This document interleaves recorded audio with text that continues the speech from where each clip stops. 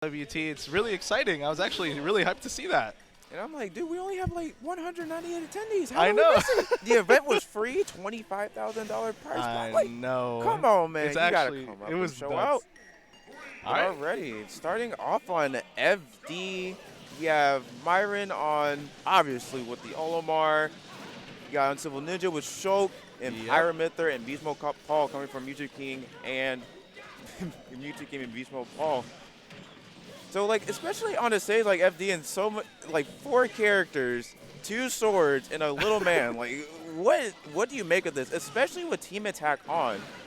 I mean, there's a lot. There's going to be a lot going on here. We're talking a lot of projectiles. I mean, you got Pyramithra, you got Pyra's side B, you got Olimar with the Pikmin, you got Hero throwing out the spells, and Shulk with a massive sword too, not to be forgotten.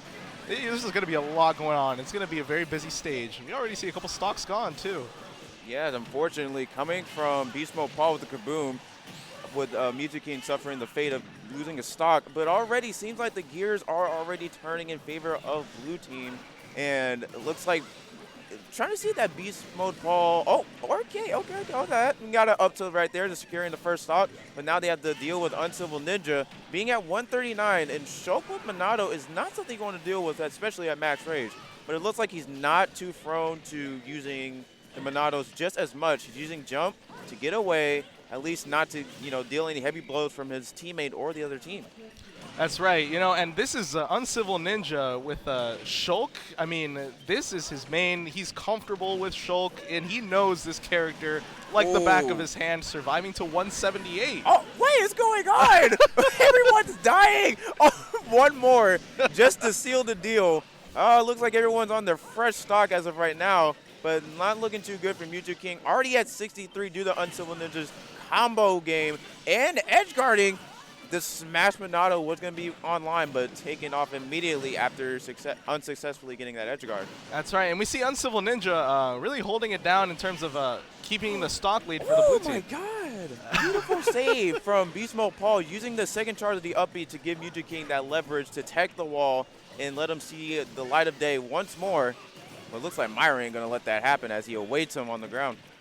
There's so much going on this stage right now. I mean, man, I thought FD was going to be simple. I was like, okay, flat stage, nothing much. And you see 2 swords just swinging, and Olimar's like, yeah, I'm here too. Exactly. And just throws his Pikmin around, racking up the percent. But now it's in favor of BeastModePaul soloing the raid against Myran and Uncivil Ninja's 2 stocks. So this is going to be a really hard hill to climb here. And I like the strategy here, knowing that oh, he missed it down there, but still, the opportunity arises. Oh man, 2 purple Pikmin, yeah, you might as well.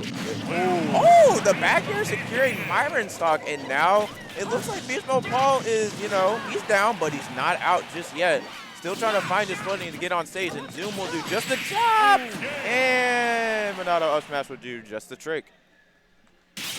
Really, really nice stuff from Uncivil Ninja and Myran there.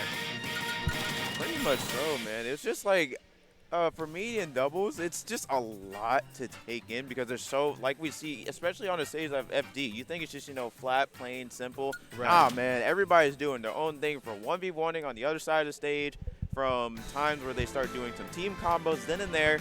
You're like, man, how do I keep up with all this? But I give it up to these guys for having the eye and hand coordination to be like, yeah, I'm here, I'm going to do this, this, and that. And the chemistry and synergy in doubles is beyond impressive.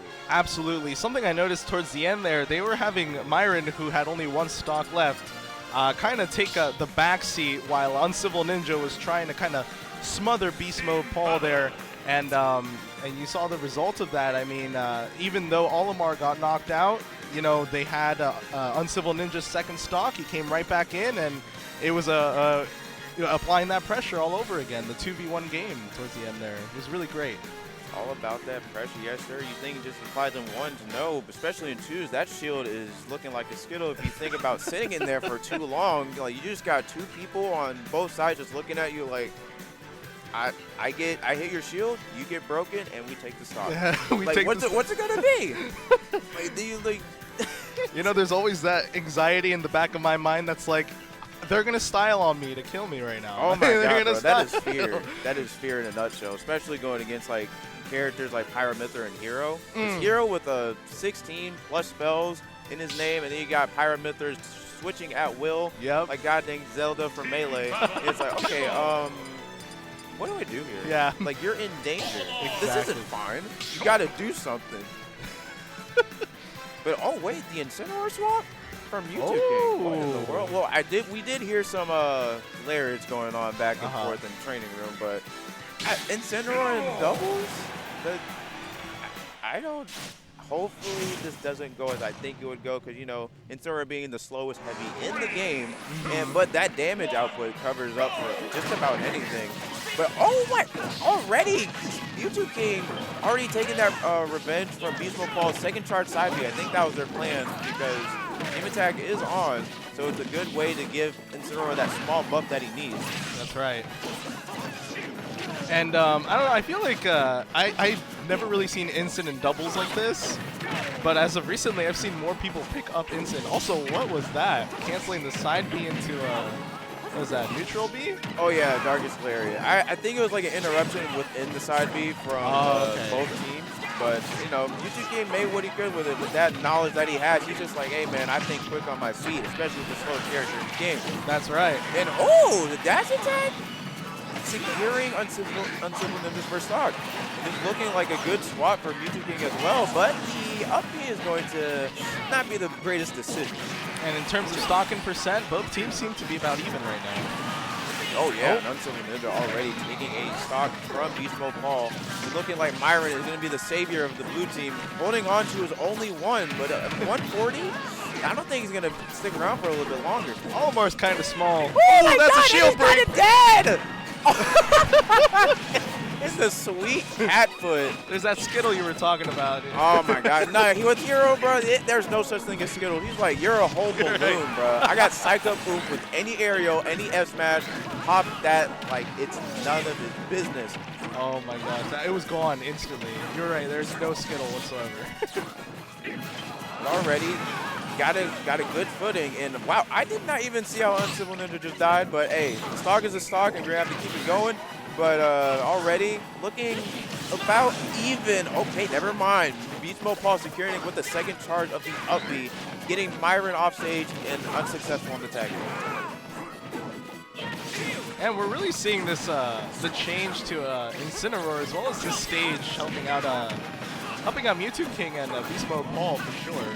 I would say that obviously being Incineroar, you really don't want to be asleep. Okay, you definitely don't want to be sleeping on a job in a battlefield like this. So with a character like Incineroar and a stage like Town and City, I would per se, in my opinion, because I have played Incineroar a little bit in the past, I think it's just good for him to have that space, because knowing if you're in that tight squeeze, especially against Olimar and Shulk that know what they're doing, in the, especially in doubles, it's like he can't really go anywhere. So with the stage like Town and City, not only does that give Incineroar the space to move, it also gives BeastModePaul the time to, you know, save him when he needs it. That's right. Not saying that he's a damsel in distress, but Incineroar being the character that he is, it's really a struggle.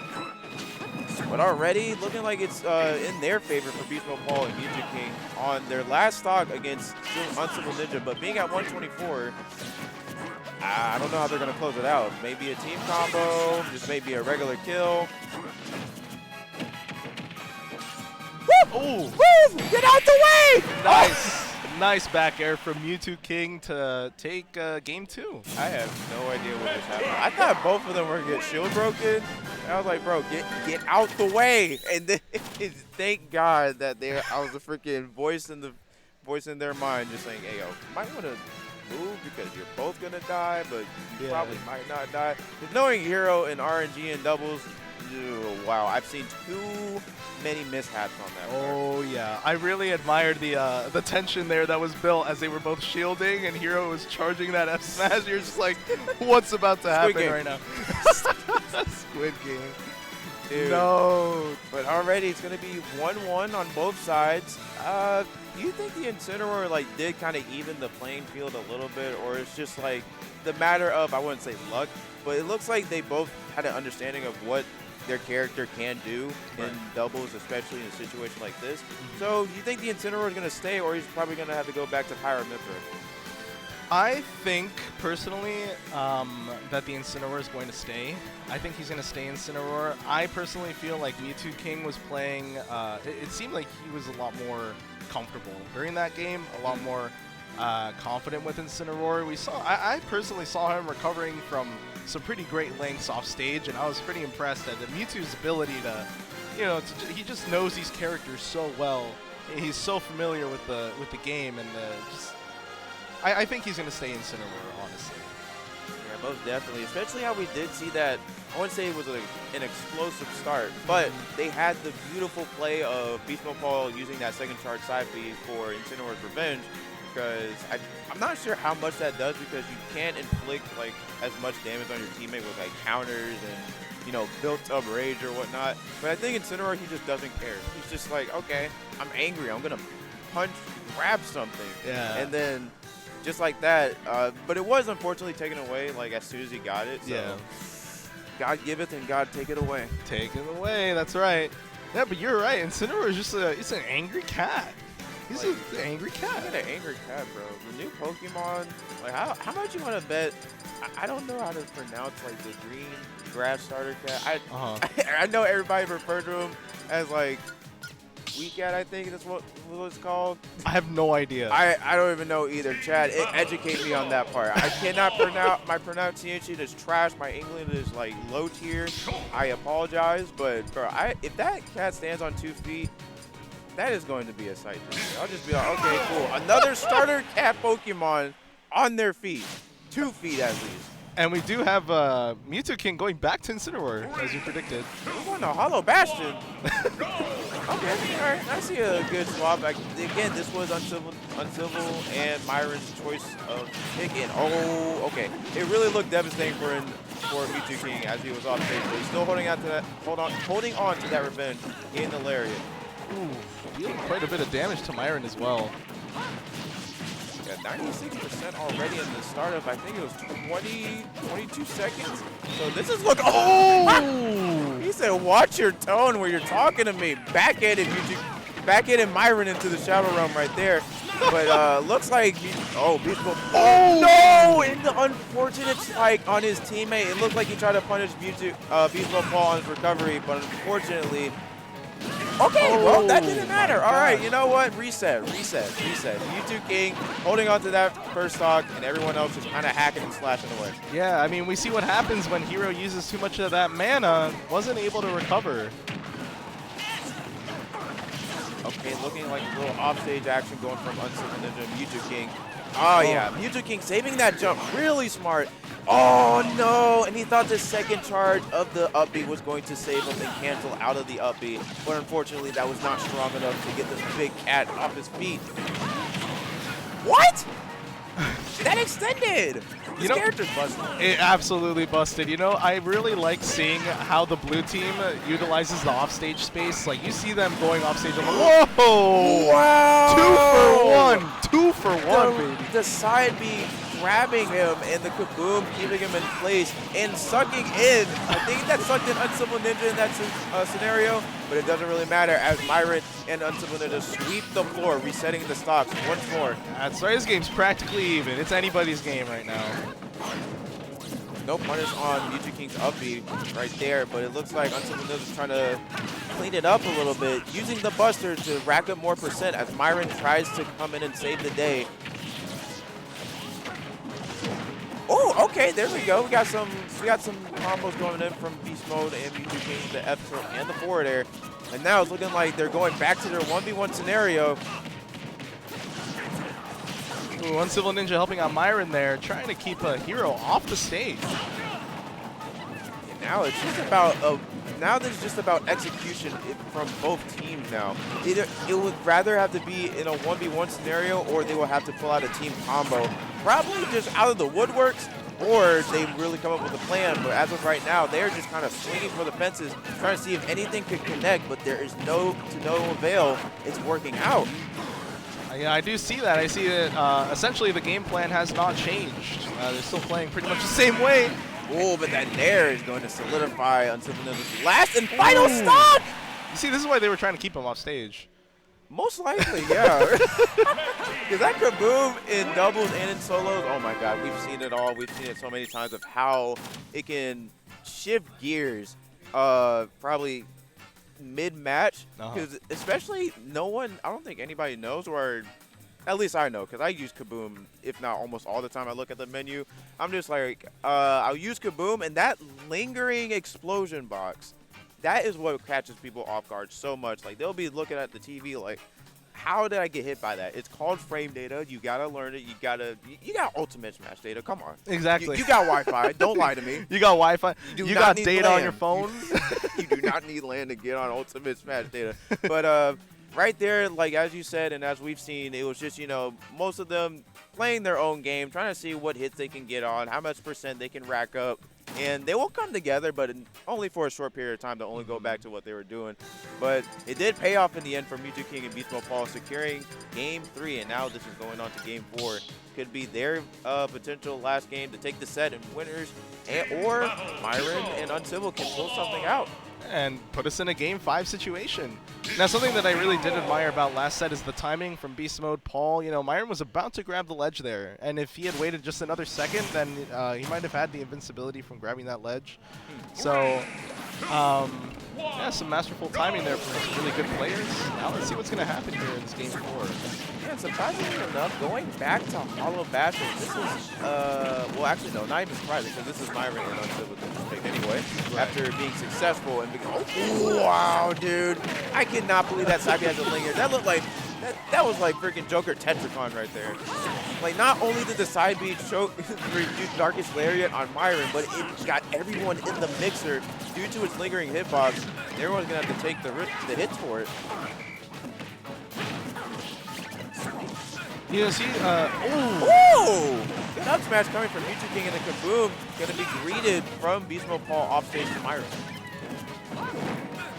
So already we're seeing like a little bit of change between Mew2King and BeastModePaul, looking like they're trying to secure some team combos, taking the stock a little early. But I do think that's going to keep up. Like we said, it's kind of hit or miss. And right now they are hitting, but surely enough they'll start missing here and there. That's true. Like we said before, the strategy doesn't seem to be changing. That was huge. Taking out both of them. That was huge. I do see what I do see a little more now. I mean, they're definitely trying to get the hero. The hero's trying to keep his distance and throw out those spells from afar, trying to keep it safe. And that's why you see Myran coming in, and then both Myran and Ninja are doing their best to try and ledge guard off stage together. Sometimes one will stay on the stage or by the ledge, and that still seems to be, like you said, how they're playing the game. Nice up smash from BeastModePaul there. And right now, looks like they're trying to find their footing. Uncivil Ninja finds the door and closes it on BeastModePaul. Now on his last stock. Whoa! Oh my God! Oh wait, Myran went deep for that. Oh, he teched it. Oh, that was beautiful tech from Myran, being aware of the direction of the level 3 up B from Hero. And he will hold on a little bit longer on his second stock. Oh man, this is looking really tight for Mew2King and Beast Mode. They're trying to find a little small gap, a beam of light, and there it is right there. Finally taking Myran's stock plus 150%. But now it has come to, it may just have to come down to Hero's RNG or Mew2King and BeastModePaul's team synergy have to come into play, and it hasn't come right now. That's right. You see the red team's suffering a little bit of damage here. We're all on the same stock, and really anything can happen, especially with a character like Hero. Oh, Mew2King. Oh, barely missing that spike box of Incineroar's down air, but you will come back a new man at 133, but Beast Mode is going to have to leave a little bit early, and so is Mew2King, leaving with the purple pigment up smash, and like he said, we are going to Game 5. That's right, purple Pikmin. That's Oof. That is really what you want. Like, obviously, we've seen so many setups from Myran having 2 purple and 1 red on deck. Purple, obviously, we've seen it do their job plenty of times with spiking, securing stocks way early than they should be. And the fire Pikmin, you know, just being fired, you know? That's right. Something I really liked about the way Myran kind of adjusted his gameplay there towards the end of that 4th game, I saw them taking more keeping more distance between themselves and the other players, using and just kind of throwing out the Pikmin more as they were at a higher percent to just try and rack up as much damage as they can before they get knocked out. And I think that really helped. That really helped out the team there. And we'll have to see how they're going to utilize that same team strategy on Game 5. This is potentially the last game for both of them to remain on winner's side. But again, anything can happen. Hero RNG may crit the whole team. Kaboom might just suck everybody in, and somebody may have a chance of reflecting it. Why does it reflect? I don't know. It's called chance. You know, and this is great. This is the kind of stuff you want. You know, these are amazing players. Round 1, right out the gate.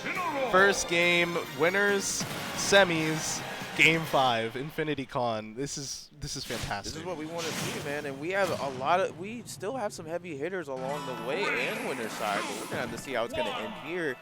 Finally being the tried and true of the last stage of Smash Bros. Kind of like the babysitter of, you know, Calabash. Actually, no, Calabash came second. He's probably the younger sibling here. Do you prefer, dude, I miss Smash Bros. Middle plat moving, in all honesty. Like, that requires, like, so much strategical advantage state.